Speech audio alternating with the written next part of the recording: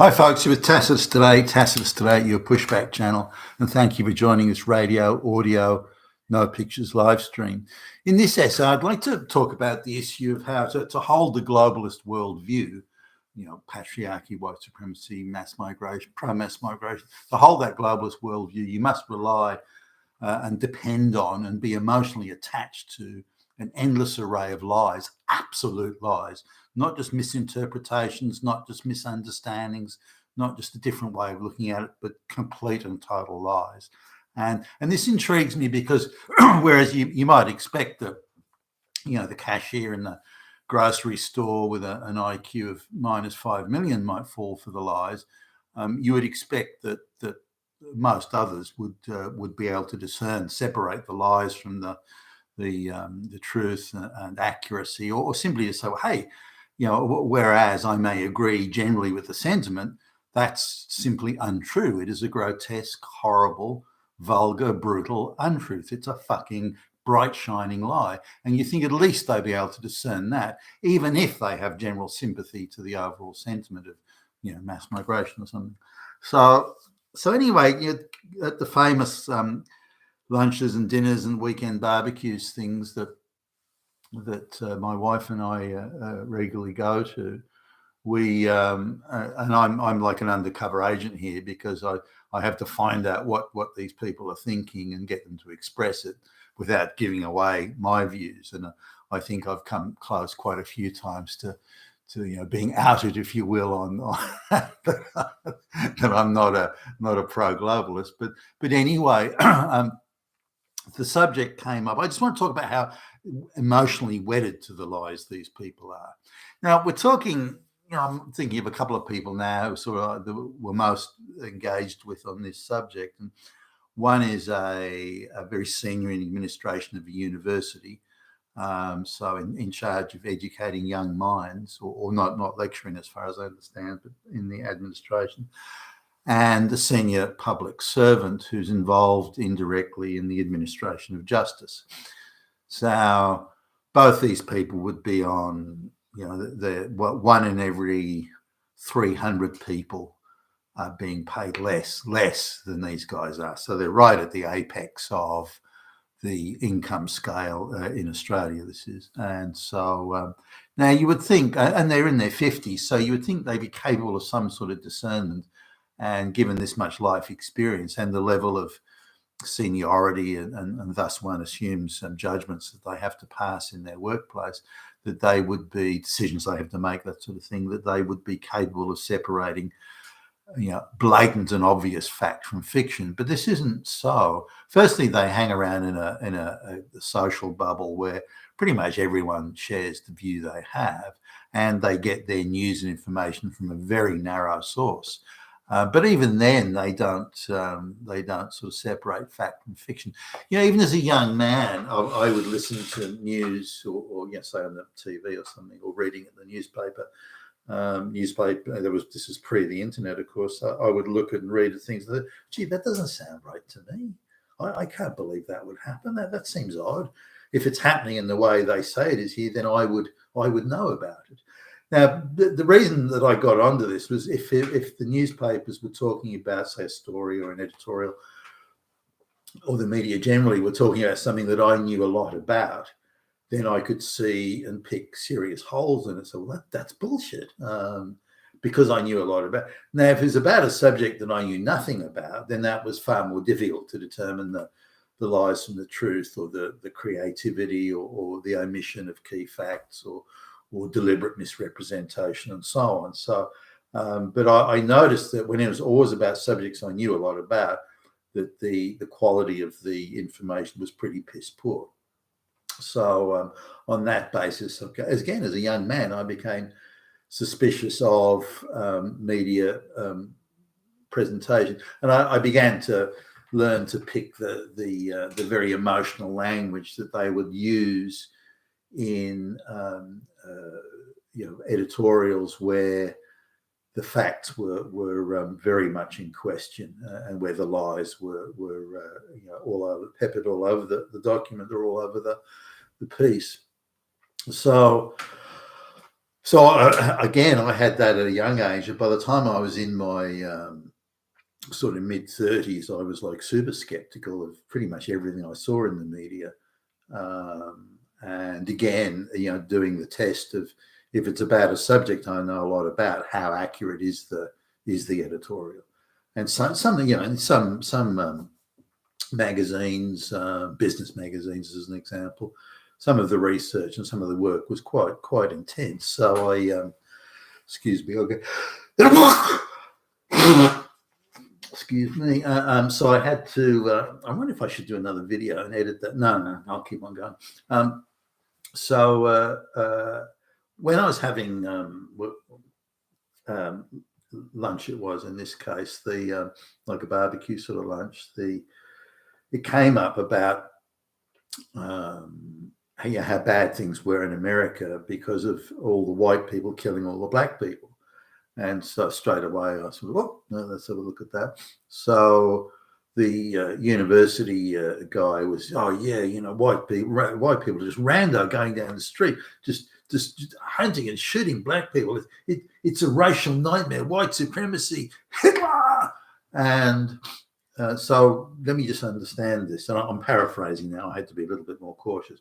Let me understand. So you're saying that white Americans, straight white male Americans, are just randomly walking down the street with guns and just randomly shooting black people, and they're able to do so with that because Hitler is running the. And now again, this is a guy being paid somewhere over $400,000 a year, very senior role, and he's talking like he's a some sort of high school girl who's been caught up in the emotion of something, and he's just unable to grasp facts. So, and nor is interesting. He's heavily invested in the emotional attachment. America is a racist, white supremacist hellhole, so he emotionally attaches to that position, as indeed did the public servant. And then the facts cease to matter at that point. All reality is now gone, and so they're just attached to this, and they were quite intense, if not vehement, holding that position. So I said, well, hey, hold on a minute. What are you referring to? Anything? Oh, well, last week or the week before or whenever it was, this is the academic guy or the guy from the university says 75 people were shot or were murdered or killed or died through gunfire in the US some weekends ago, and I read it in whatever media outlet. That may be true. Maybe 75 were. I think the facts like that probably was accurate. But the article was talking about what a racist hellhole America was. So he claims, and therefore, by extension, you would assume it was white people did the killing. And he mentioned some names of this guy. If he's been to the United States, it must have been in a very secluded sort of situation. But I've been to the United States many, many times, and so I said, well, hold on a minute, like Chicago, that area of Chicago that they're talking about here that you mentioned, and you mentioned like a suburb or an area, that's actually a black area of the city. You'd be struggling to find any white people there. The area, the Baltimore thing you mentioned, that's the black area of Baltimore. So again, you wouldn't see any white people there, or maybe one or two, but hardly any. The area of Los Angeles you mentioned, and these three comprised, as I understand it, pretty much all of or most of them are somewhere in St. Louis, I think. That was another one, but that again is the black area of Los Angeles. So what you're talking about is blacks killing each other. I'd be surprised if any of these are where a white person is involved in any way. And if a white cop was involved, because he went started going, oh, white cops are just random killing. If there was a white cop involved, it would have been a shootout with a black drug gang or something. So he was quite sort of, oh, how do you know that? Prove it to me. So I was, well, why don't you prove your position? So straight away you get the moral thing that they put in. Well, I'm a person of high moral standing because I support the idea that all white people are evil. That makes me morally good. So I don't have to prove what I'm talking about. But if you question it, or you say that actually it's black people shooting, then you have to meet a very high burden of proof to prove to me that you're right. I don't have to prove that I'm right, but you have to prove. So this straight away, this reversal of burden of proof, something they use throughout the ideological court system these days, began in the divorce courts where the burden of proof rested, 150% on the man and 0% on the woman. So, and we see it ideologically now creeping into all other areas of jurisprudence. And this was the position this guy had. I don't have to prove it. You have to prove it because I'm morally pure, and by questioning it, you must automatically not be. And you get little sly digs of, I suppose Hitler's your best friend. That type of stuff come along. But he got onto his iPhone and did some looking around, and he sort of came back, and I could tell he was quite sobered up by it. He'd never bothered to look into the facts. He'd never even considered them. He'd never even considered the information he was getting maybe untrue or maybe slanted or biased or anything like that. So he did concede that, you might have a point. But I could tell he was quite shaken up because his worldview was very much, white supremacist Nazis just running around murdering everybody, or murdering the black people by the million, the thousand, the 100 million, the billion, which simply couldn't be true. Just on the sheer logistical face of it, it couldn't be true. So I said, well, how many black people do you are killed by white people each year, and then how many white people are killed by black people? It's really one-sided. White people would probably kill 1 million, maybe more. The numbers are huge. I don't know how many exactly, but it's vast numbers. But black people, they don't kill any white people. So again, onto the online on the iPhone, looking at the FBI stats, and he was genuinely shaken up by this because it challenged his worldview that black Americans kill white Americans, as in random murder at 4 or 5 times the rate that it goes the other way. So he was quite shaken up by this, and given that the black people tend to live in concentrated areas rather than sprinkled out through it, then it's even more unlike. So the black people have to be coming from the black areas into the white areas to kill white people, and the killing of the black people wherever it occurs is when they come into the white areas and there's a shootout with the white people. So it's very clear the aggressors are the black people, but he's again, he was quite shaken up by all this. Now I had to be careful not to push the point and then be seen to be gloating or reveling in some sense of triumph or something like that. I had to just leave the facts. But what got me in particular was the facts. The facts are not relevant to these people. They have to be forced to look at them. They're very happy to take an emotional worldview that has no basis in factual reality, and they're quite happy to accept that without question. But when I was presenting the facts, they were prepared, particularly this guy from university, they're prepared to sort of fight to the death to not accept the facts.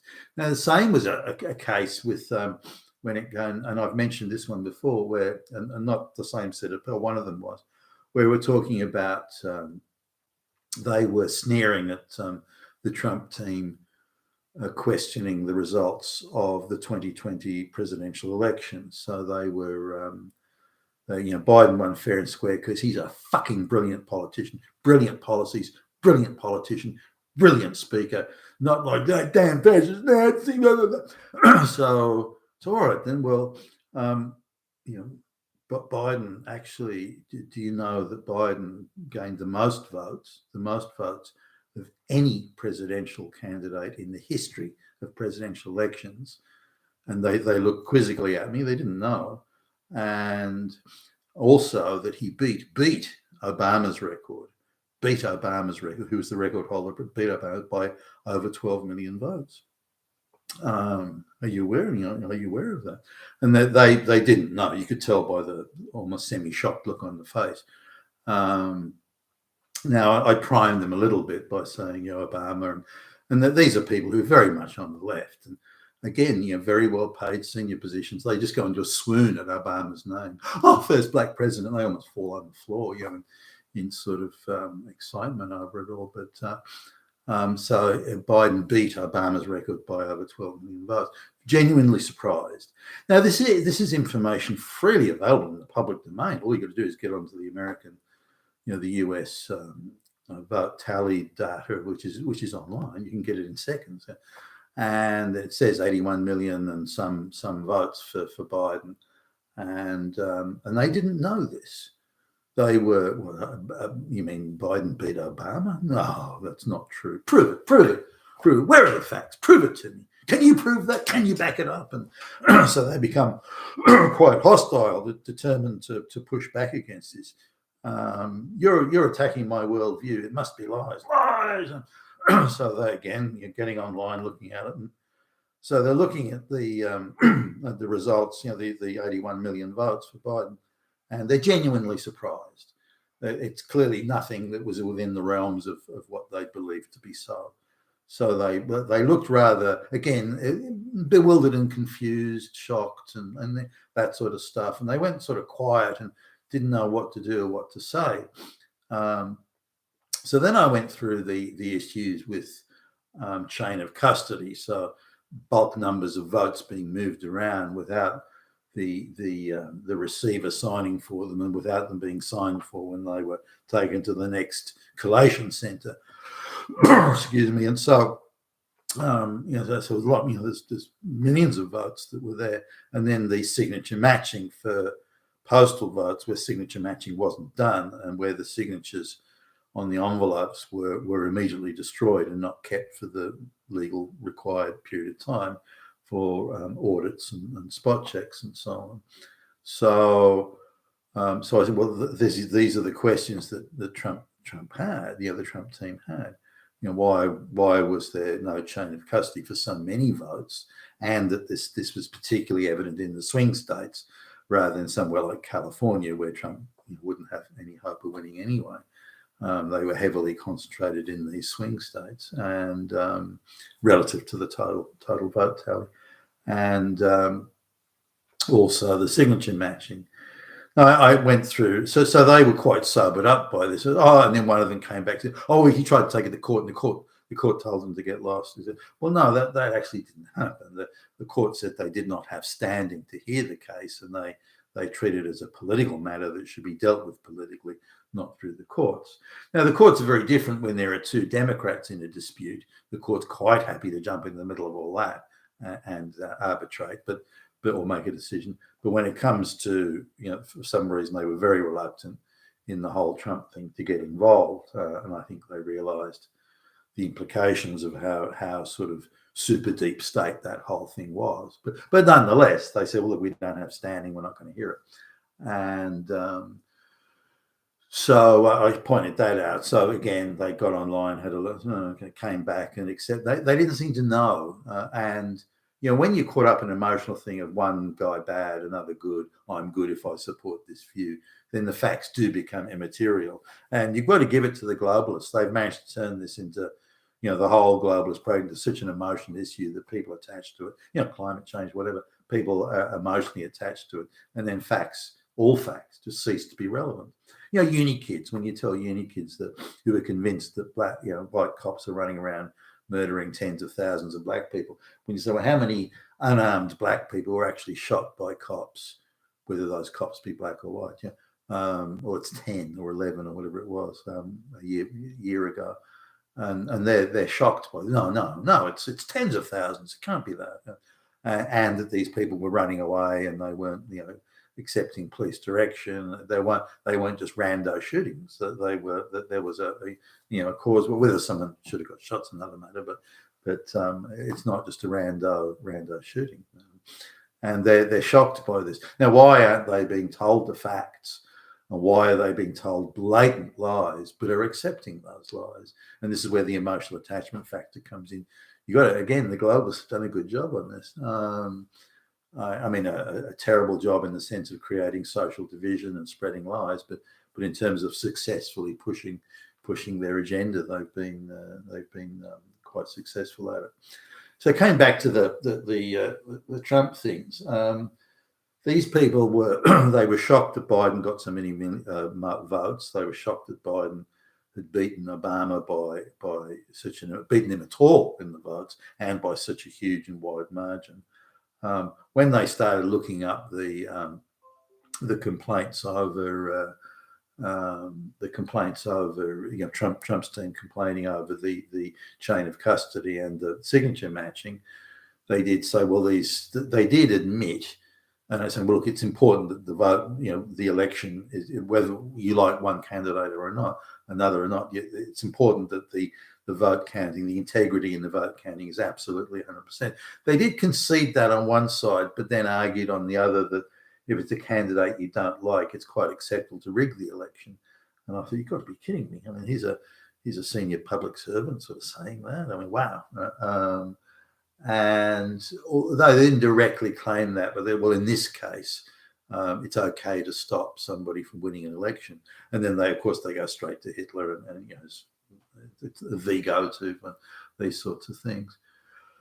So, so just on other issues, like for example, in Georgia, there was a vote, like a 5 or 6 bedroom house had 12,000 voters registered there, all of whom voted for Biden. Just things like that. So I pointed that out. And again, they looked that up, and because they were intensely keen to prove me wrong, and seemed bewildered, if not shocked, when they couldn't. And so everything I was saying, they went away. Oh, okay. Well, and then they just wanted to drop the subject because their worldview was that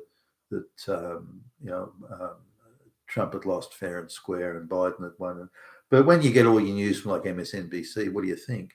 But the inability of these people, that some people in the best paid, most prestigious jobs in the country, are unable to separate fact from fiction and are like children when they emotionally attach to a particular view or position. It's very scary, and I don't know how it's got to this. You've been with Tacitus today, your pushback channel, and thank you for listening.